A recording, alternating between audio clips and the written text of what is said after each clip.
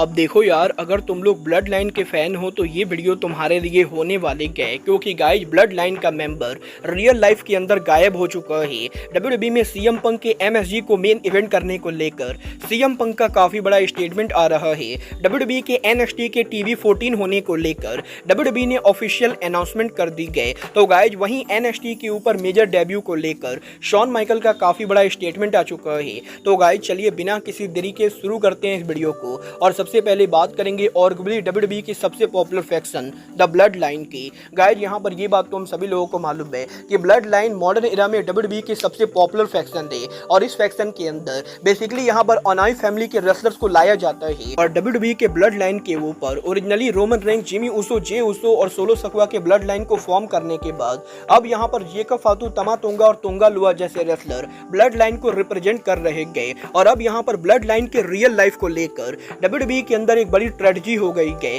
Guys यहाँ पर ये बात तो अब सभी लोगों को मालूम होगा, डब्ल्यूडब्ल्यूई के अंदर ब्लड लाइन के इस पूरे फैमिली के अंदर और भी ऐसे बहुत सारे रेसलर्स हैं जो यहाँ पर रेसलिंग बिजनेस के अंदर काम करते गए, बट उन्होंने यहाँ पर डब्ल्यूडब्ल्यूई को अभी तक ज्वाइन नहीं किया है। और इनमें से ही एक नाम डब्ल्यूडब्ल्यूई सुपरस्टार जेकब फातू के रियल लाइफ ब्रदर जर्नी फातू गए। गाइज यहाँ पर जेकब फातू के डब्ल्यूडब्ल्यूई को ज्वाइन करने से पहले जेकब फातू उनके ब्रदर जर्नी फातू के साथ इंडी रेसलिंग पर काम किया करते थे। और गाइज जेकब फातू के डब्ल्यूडब्ल्यूई को ज्वाइन करने के बाद भी जर्नी फातू यहाँ पर इंडिपेंडेंट रेसलिंग के ऊपर काम करते गए। और 13 सितंबर के ऊपर जर्नी फातू ने यहाँ पर इंडी रेसलिंग के ऊपर उनका लास्ट मैच रेसल किया था। बट यही 13 सितंबर को जर्नी फातू के इंडी रेसलिंग पर रेसल करने के बाद अब जर्नी फातू यहाँ पर गायब हो चुके गए। और गाइज यहाँ पर जर्नी फातू करंटली कहाँ है, इसको लेकर किसी को भी कोई भी आइडिया नहीं गए। और इस हफ्ते यहाँ पर ब्लड लाइन के मेंबर जूसी फातू ने सोशल मीडिया पर ट्वीट करके रेसलिंग फैन से ये रिक्वेस्ट किया कि अगर यहाँ पर किसी ने भी जेकब फातू के ब्रदर जर्नी फातू को देखा है तो वो यहाँ पर अनाई फैमिली को कॉल करे। और गाइज यहाँ पर जूसी फातू सोशल मीडिया के ऊपर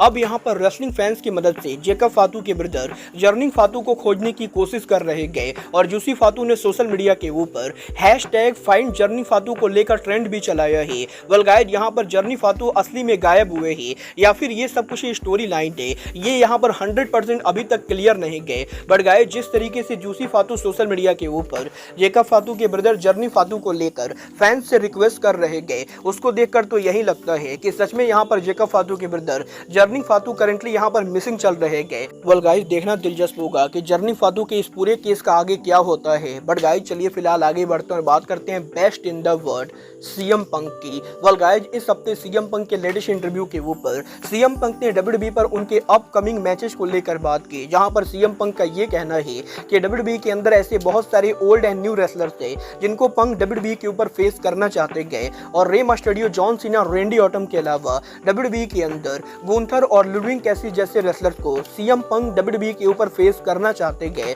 बट डेफिनेटली यहाँ पर इन सभी के अलावा डब्ल्यूडब्ल्यूई का एक ऐसा रेसलर है जिसको CM Punk Madison Square garden में फेस करना चाहते गए, और ये रेसलर और कोई नहीं बल्कि डब्ल्यूडब्ल्यूई के former world champion Damian Prince है। गाइड यहाँ पर सीएम पंक का ये कहना है कि जब से वो डब्ल्यूडब्ल्यूई के ऊपर रिटर्न हुए ही तब से ही वो डेमियन प्रिंस के करियर को फॉलो कर रहे गए, और वो यहाँ पर डेमियन प्रिंस के बहुत ही बड़े फैन थे। और एक न एक दिन एमएसजी के अंदर वो यहाँ पर डेमियन प्रिंस के साथ मेन इवेंट के ऊपर कम्पीट करना चाहेंगे। और सीएम पंक फैंस से ये प्रॉमिस कर सकते गए कि डब्ल्यूडब्ल्यूई के फैंस को जल्दी मेडिसन स्क्वायर गार्डन के अंदर डेमियन प्रिंस और सीएम पंक 1-on-1 मैच में देखने को मिलेंगे।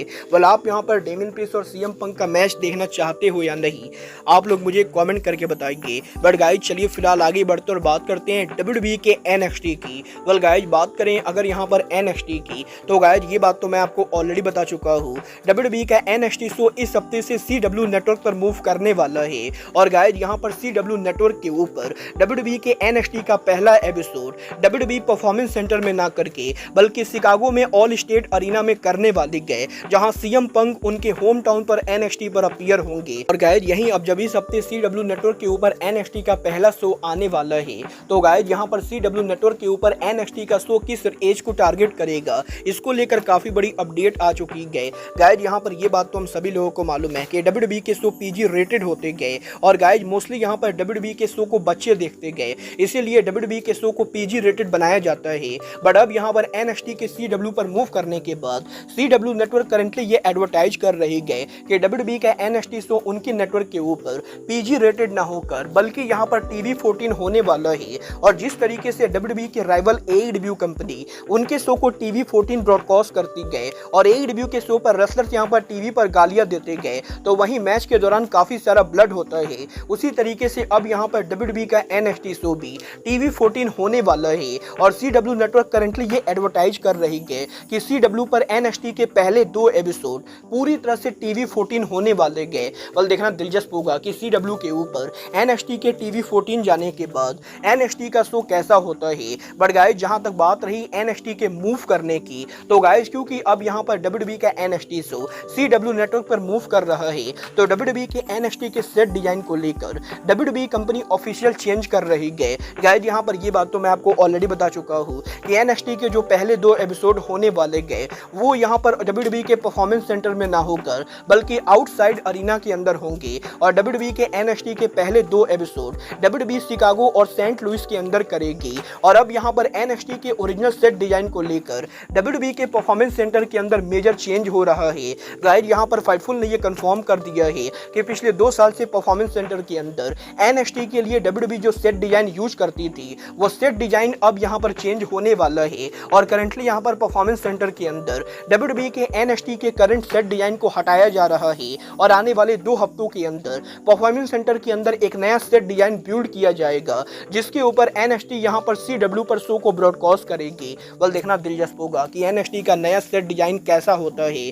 बट गाइस चलिए फिलहाल आगे बढ़ते और बात करते हैं NXT के head of creative Shawn Michael की। वेल गाइस इस हफ्ते शॉन माइकल के लेटेस्ट इंटरव्यू के ऊपर शॉन माइकल ने एक बार फिर से WWE के NXT को बिल्डअप दी गए, जहां पर शॉन माइकल ने फैंस से ये प्रॉमिस किया है कि CW नेटवर्क पर पहले NXT के ऊपर फैंस को यहां पर मेजर सरप्राइज देखने को मिलने वाले गए। और अगर यहां पर फैंस को ये लगता है कि WWE का NXT शो ऑलरेडी यहां पर काफी स्टैक्ड है, तो शॉन माइकल लोगों को ये बताना चाहेंगे कि NXT का शो और भी ज्यादा स्टैक्ड होने वाला है और WWE के NXT के ऊपर कुछ और बड़े नाम जल्द अराइव होने वाले गए। और इनडायरेक्टली शॉन माइकल ने ये टीज कर दिया है कि WWE के NXT के ऊपर हमें यहाँ पर हिको लियो और मोटर सिटी मशीन गन का डेब्यू देखने को मिलेगा। बल देखना दिलचस्प होगा कि NXT के पहले एपिसोड के ऊपर WWE के ऊपर कौन सा मेजर डेब्यू होता है।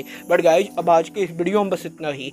मैं मिलता हूँ आपसे अपने अगले वीडियो में। बट गाइज तब तक के लिए good bye, good night and bang.